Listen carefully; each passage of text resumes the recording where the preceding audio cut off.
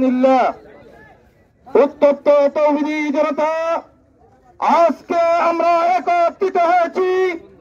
আমরা এখানে একত্রিত হয়েছি কোন রাজনৈতিক প্রোগ্রামের জন্য নয়। আমরা আজকে একত্রিত হয়েছি বিশ্বের মানবতার কাছে। আমার ভাই মুসলমান নির্যাতিত হচ্ছে, সেই কারণে আজকে আমরা একটা কথা জানিয়ে দিতে চাই, গাড়ির মধ্যে যাত্রী যারা আছেন এরাও মুসলমান, যারা আছেন হিন্দু, কেউ আছেন বৌদ্ধ, কেউ অন্যান্য ধর্মের থাকতে পারে। আমরা জানিয়ে দিতে চাই, হিন্দু তাদের একটা ধর্মের মধ্যে মানবতা রয়ে গেছে, প্রত্যেকটা ধর্মের মধ্যে মানবতা রয়ে গেছে।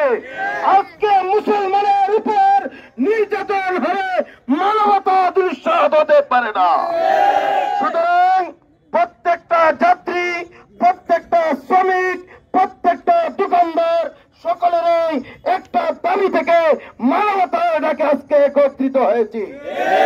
আজকে আমরা একত্রিতের মাধ্যমে বর্তমান অন্তর্বর্তীকালীন সরকারকে আমরা জানাইতে চাই, আমার পরবর্তী বক্তা বলে গেছে আপনার হাত অনেক লম্বা।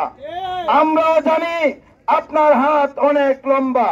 আপনি যেমন ভাবে 100 কোটি টাকা দান দিয়েছিলেন, আপনি বাংলাদেশের 94% মুসলমানের অভিভাবক হিসেবে গাজার মুসলমানদেরকে কেমন ত্রাণ পাঠাবে সেটা বাংলার তৌহিদি জনতা জানতে চায়।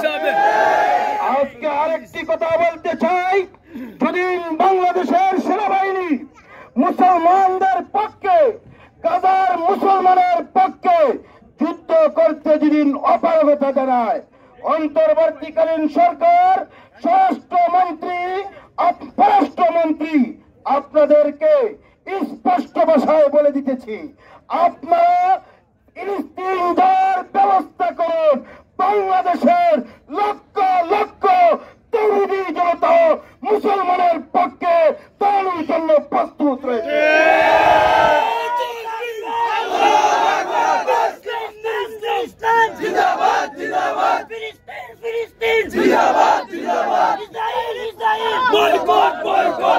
উত্তপ্ত তৌহিদি জনতা, শেষ কথা একটাই, আমরা মুসলমানের পক্ষে থাকতে হলে মুসলমানের পক্ষে কথা বলার একটি ভাষা, ইসরায়েলি পণ্য বয়কট করতে হবে।